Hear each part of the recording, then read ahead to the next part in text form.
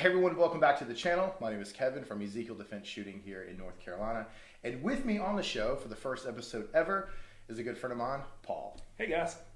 And me and Paul have known each other for several years. We're both obviously into the firearm industry and all that good stuff. And a couple months back, Paul came to me and said, hey, we really should put out a line of videos. And so Paul, you had a great idea of doing a video series for the brand new shooter. Yeah, so I found myself one day looking to get into shooting guns and practicing my Second Amendment. And with that came a deep dive into YouTube videos, Instagram profiles, really just to kind of start soaking up some of that information. And what I found is there is a oversaturation of videos on YouTube that show people running and gunning and doing all the John Wick stuff, which looks really cool. But there was really nothing there to kind of start the process. That's right. So what I suggested to Kevin is that we get together and just start making some short 10, 15-minute videos for the brand new shooter, the brand new gun owner, somebody who may not feel super comfortable going to a range yet, or going to talk to anybody and finding training, or may not even know how to look up and know what to look for when you're trying to find a class to go train with. So hopefully the start of this series, which will progressively get more in depth down the road, but these first few videos are really going to be for that new shooter, somebody who's never touched a gun before or doesn't know what to do with one once they buy the gun. That's right, because like you said, the whole industry is overly saturated. Very. So if you got on right now as a brand new shooter, you haven't even got a gun yet, you're going to be, I don't even know, 80,000 videos of everyone having different opinions, and it's all going to be the tactical stuff. It's not going to be the very, very basic. So I love the idea of what we're going to do. So nobody really buys a gun and then immediately goes out to the range and starts running and gunning and buying full kits, which are carriers and helmets and ARs with different types of slings and first aid kits and all that kind of stuff. Really where you need to start and what this video is going to be about is just going to be about the 4 cardinal rules of gun safety. If you follow these 4 rules throughout your entire shooting career, you should, in theory, make it without a negligent discharge. Sometimes they do occur. These are weapons and tools, so you do have to treat them as such. But if you follow these 4 rules, you should be somebody that other people want to shoot guns with. Absolutely. Yep. And Paul, you hear me all the time. Paul's helped me out a lot of my classes and things like that. And I always say that firearm safety, it's not fun. It's not sexy. It's not the cool stuff. But it is a skill that it's a skill that's overlooked and underused. Absolutely. It's just like everything else you learn in school. This is the basis, right, to get you into some of the more cool stuff, some of the running and gunning, and we're going to do some episodes about gear review and daily carry and mindset. But this is where you need to start. This is going to be the most important thing that you can ever learn as you start your journey into being a gun owner, a sports shooter, or a concealed carrier. And with it comes the 4 cardinal rules of gun safety, right? Rule number 1, and this is by far the most important rule you will ever follow. It is treat every gun as if it's loaded. Every firearm you come across, you have to think that it's loaded. Now, once you pick that firearm up, pull the magazine out, pull the clip out, depending on, if you're shooting a old school M1 Garand, because those are different things. But new age firearms, they have magazines that go in them. Clips are just a piece of metal on the back that hold the bullets together. If you've watched any World War II movie, you'll hear that ting. Yep, ting. That's a clip. The clip ejecting. A magazine is a piece that goes into the frame of the gun. Which I guess we could introduce our friend. Oh yeah, let's introduce him. And ipso facto. Now, for all you keyboard warriors out there, this is an airsoft gun, and we are the only 2 here. This is it. Yep. Now, even though it's an airsoft gun, I know even if I shoot myself, it's not going to hurt. I don't want to practice those mechanics. So the first thing I would do, Kevin puts this gun on the table. He's my buddy that wants to show me his new gun. It happens all the time. First thing he does, he puts his gun on the table. All right, cool. I then pick up the gun, unload the magazine, and check the chamber. Check the magazine well, check the chamber. I know this gun for a fact is unloaded. Even though I know it's unloaded, he knows it's unloaded. We're still going to treat it as if it's loaded because if you get into the habit of just assuming somebody's going to end up getting hurt. Okay, so rule number 1, treat every gun as if it's loaded. Boom. I can't tell you how many times you go to, I've seen in like gun shops and stuff, people will be looking to buy a gun. The guy behind the counter will hand them the gun, and the first thing they do is they go, "Oh man, that's cool," and points it right at the guy behind the counter. That's exactly right. Now the guy behind the counter knows that it's unloaded, but it's still a bad habit, and you don't want to start your career off making those kind of habits. Because what you'll end up getting is people who don't want to go shooting with you. With the same amount of holes that I arrived with. That's exactly right. And that kind of stuff is gonna put extra holes in you, and you don't want that. Rule number 2. Rule number 2.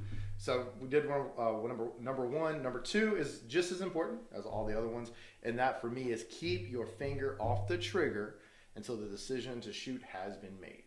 I don't know, and Paul has seen it 1,000 times too. I don't want to say it's a natural mistake, but I feel like in most people's minds, it's natural. It's natural to put your finger on the trigger. It's natural to hold it that way. And so this is the correct way.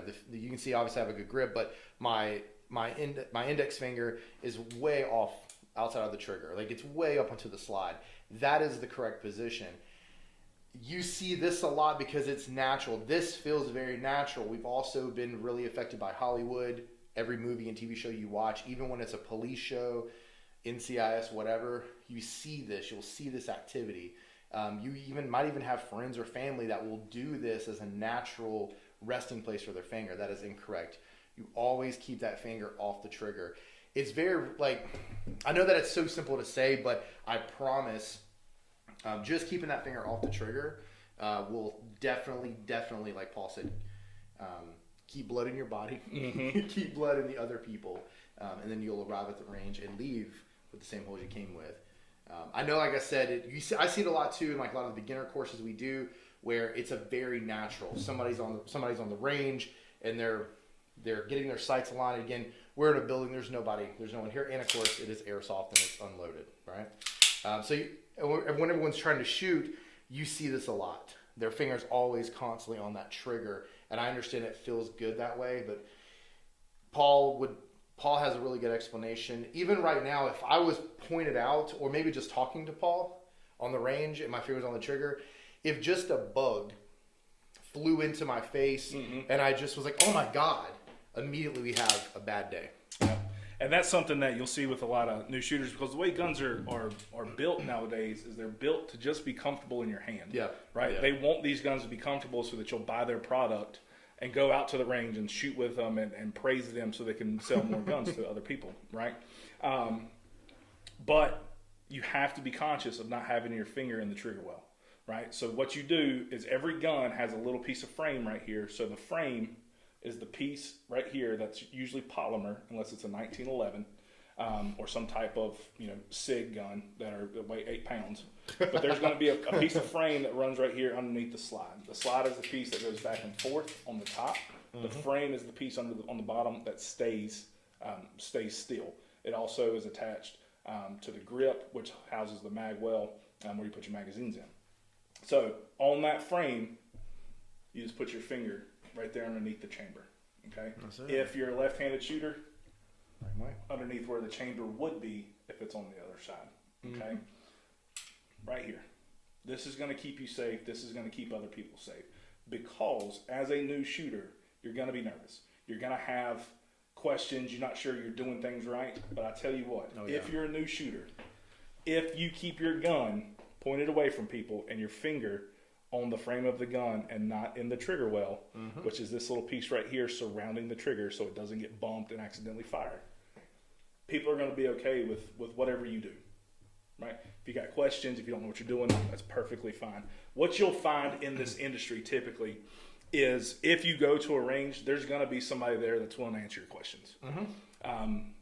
Now, whether they answer it correctly or not, we don't know. And we're doing this video knowing that we're not lawyers.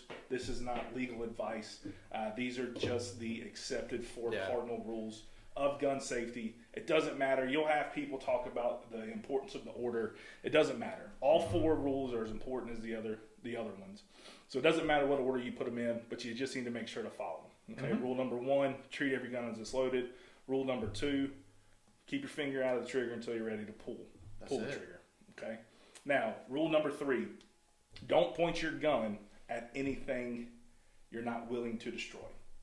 Okay. So if you're on the range and you're shooting, bang, bang, bang, bang, right? All right, cool. Out of ammo.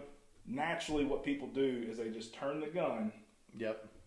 To manipulate. And if I'm shooting beside Paul, if we're beside each other shooting, yep. Right now, from the camera angle, it looks like he's pointing it my way, but he actually isn't. My bad. I'm just destroying everything. Screw that boom. What he's actually doing is he's pointing it this direction. So for keyboard warriors, right. He's actually not. You pointed it at him. No, actually, I didn't. It's actually not. But that's a great one. Like, because if I'm shooting beside Paul at a gun range and he's right beside me, I'm gonna get I'm getting flagged every time. Or if you get a buddy that's like, "Hey, look at this new gun," and he does this and points it at him. At that point, all you have to do, push that gun away and be like, "Hey, bro, don't point a gun at me." That's also going to be an important one. What you have to try to remember is that every gun you pick up, act as if there's a laser that comes out of the barrel. I've always liked that. Yeah. And everything that laser touches is now going to be destroyed. So if I were to move my gun across the screen there, whatever's recording is going to be cut in half. There goes the boom arm. And if you're out and you're new and you're training and you're practicing, if somebody says, "Hey, don't flag me, don't sweep me," all of that means that your barrel is pointed at somebody or at them. Don't get offended. Don't get upset. This, just like everything else, takes time and repetitions to get that muscle memory and that mental process to understand, like, hey, I don't need to put my barrel in anything. So don't get offended and don't get hurt. People just don't want to die. But if you follow the other 2 rules we've gone over already, hopefully that shouldn't be a problem. And then rule number 4. So rule number 4 for me, because we share the same 4 cardinal rules, but we have a little bit of variation. So what I'll do is I'll touch on my 4, which is, for me, it is know your target, what's in front of it, and beyond it. And that's obviously we'll give you a bonus one at the end. But for me, it's know what you're shooting at, what's in front, to the left, to the right, and what is beyond it. Now, at a gun range, you don't really have to take this into much account because obviously if it's a professional gun range, that kind of safety is set up. If you're shooting in your backyard, it's probably recommended you know where the bullets are going to end up going, especially if you shoot over the target.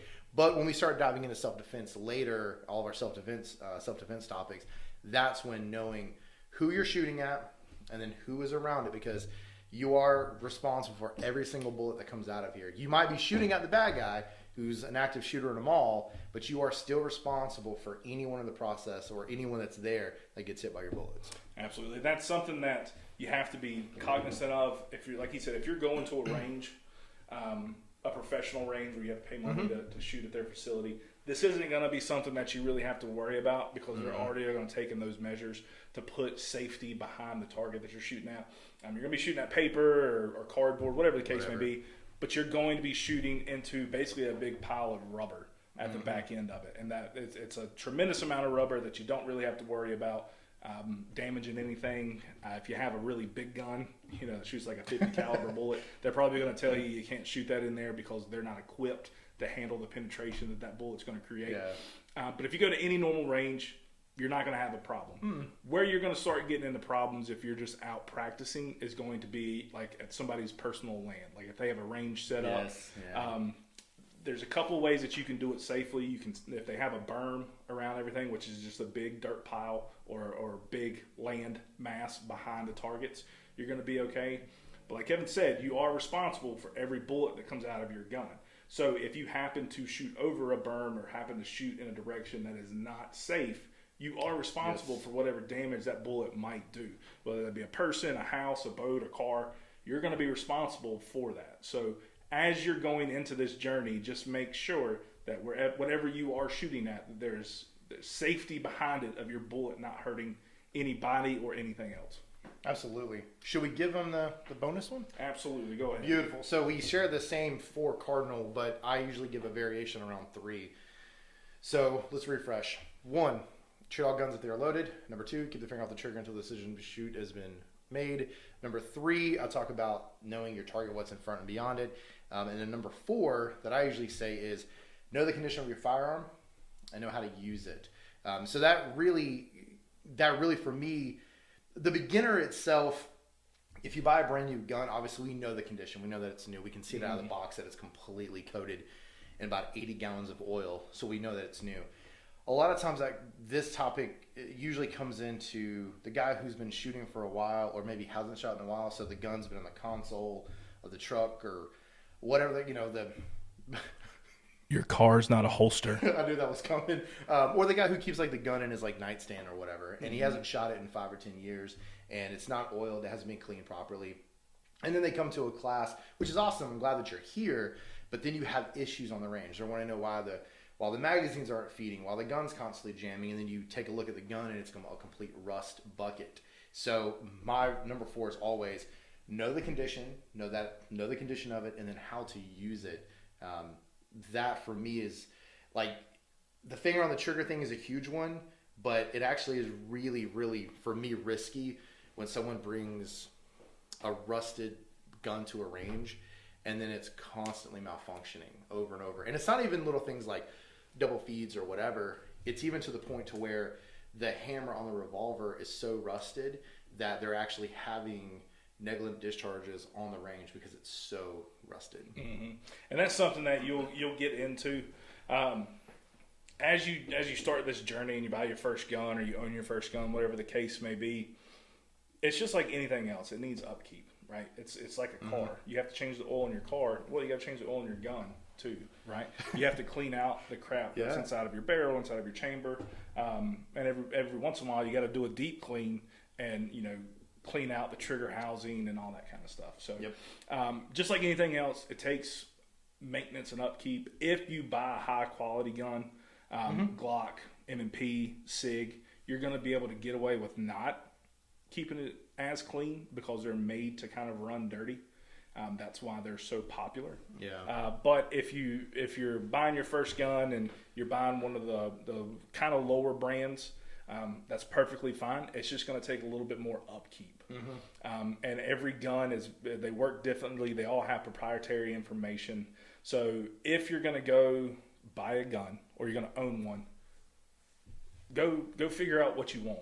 Most ranges nowadays will allow you to rent guns for $20 a day, and then you get to try out every gun that they have as a rental.